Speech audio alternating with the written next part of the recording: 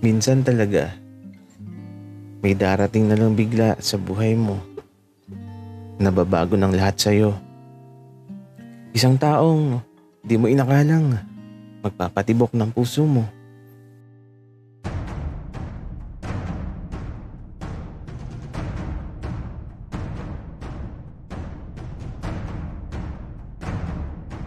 Kaibigan, huwag mong kalimutan mag-subscribe sa aming channel at huwag din kalimutan i-click ang notification bell at subscribe button. Subscribe na!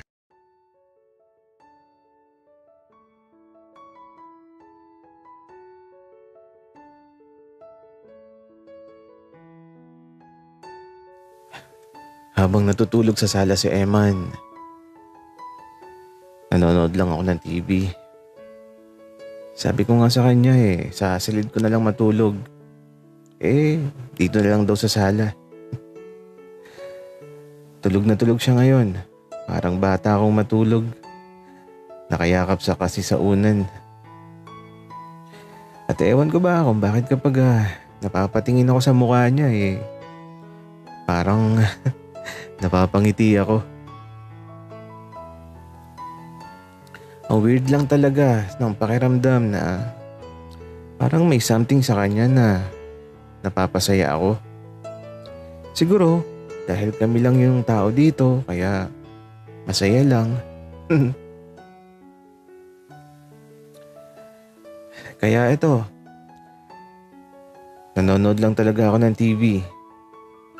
At sa paglipas ng mga oras, naging mahaba talaga ang tulog ni Eman.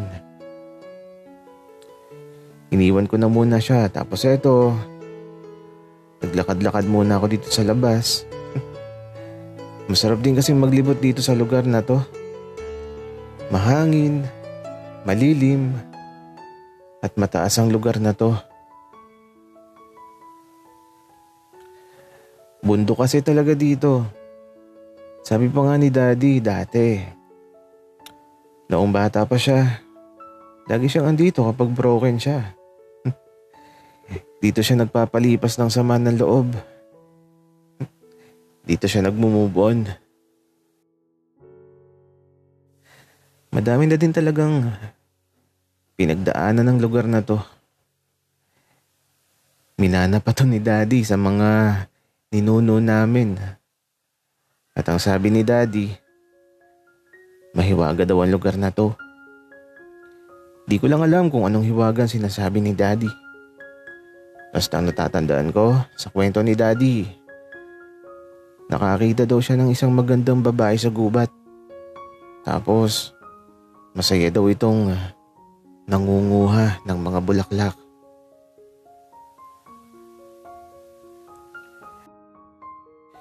Pero, nang magpakita daw si Daddy sa babae na yun, tumakbo daw yung babae at nawala na lang bigla sa kakahuyan. Ang sabi ni Daddy, patungo daw sa bodega yung babae. Akala nga daw niya nagtatago sa bodega. Kaya lang pagpasok ni Daddy sa bodega, isang lumang aparador na nakabukas ang kanyang nakita. At ayun, simula noon, di na ulit nakita ni Daddy yung babae na yun. Sabi ko nga kay Daddy, baka panaginip lang yun. Sabi naman ni Daddy, gising na gising daw siya ng mga oras na yun. At aba, andito na pala ako sa bodega. Sa kakalakad ko nakarating na ako dito. Kaya ito, pumasok na ako. At mga lumang gamit lang talaga hanggang dito.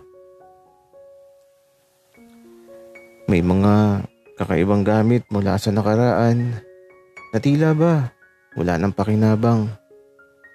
At ang lumang aparador. Nakakatakot naman tong lumang aparador. Parang may lalabas na halimog galing sa loob. What if gawin ko na lang na panggatong to para mapakinabangan? Kaya lang, habang nakatingin ako sa aparador, nakarinig ako ng parang may papalapit dito. Naririnig ko kasi yung ingay mula sa tuyong dahon na naaapakan niya. Kaya ito, lumabas na ako sa bodega. At aba, si Eman lang pala. Pero bakit parang nagulat siya nung makita niya ako?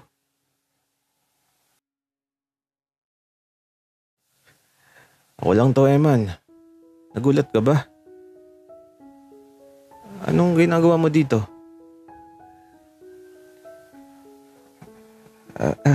Donnie, bakit nandito ka? Nag-iikot-ikot lang ako, Eman. Kasi gusto kong makita yung buong lugar. Ikaw ba? Bakit nandito ka? Kasi hinahanap kita. Wala ka kasi sa bahay, Donnie. Hala, siguro na-miss mo ko kaagad, Eman. O siya, tara na at magluto tayo. Wika ako. Habang ito, nilapitan ko siya at tinakbayan ko. At pauwi na kami sa malaking bahay. Eman, marunong ka naman siguro magluto. Medyo lang, Donnie. Si Papa kasi yung nagluluto sa bahay. Hala, paano yan, Eman? Ikaw dapat ang magluto ng pagkain ko.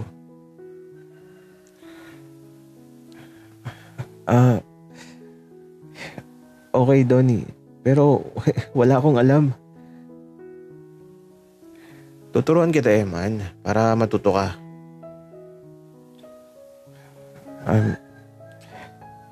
Sige. Uwi ka ni Eman. Kaya ito, diretso na kami sa bahay. Dapit hapon na, kaya ito, magluluto na kami. At habang nasa kusina, nagtataka ako kay Eman kung bakit nakatingin siya sa dingding ng kusina.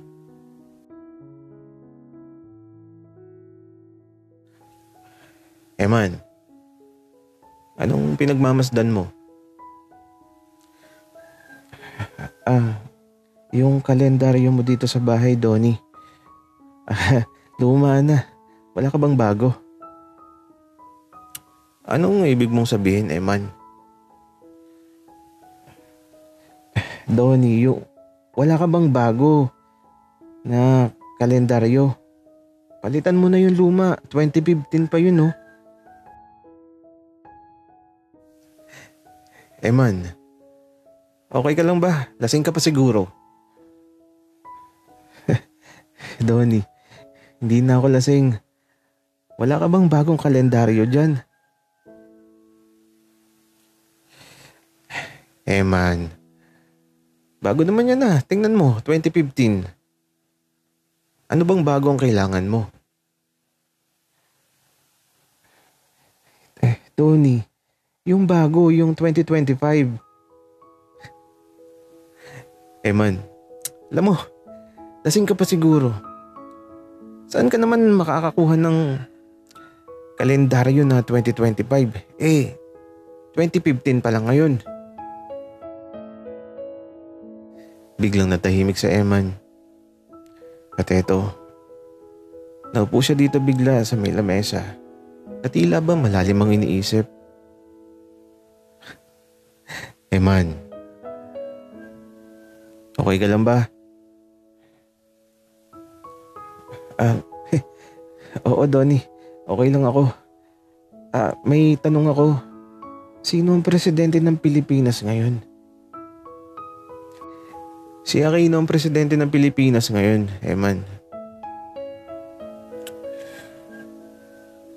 Okay ka lang ba? At eto, parang nahihilo na naman si Eman. Kaya agad ko siyang nilapitan at eto, inihiga ako ulit siya sa mahabang upuan sa sala.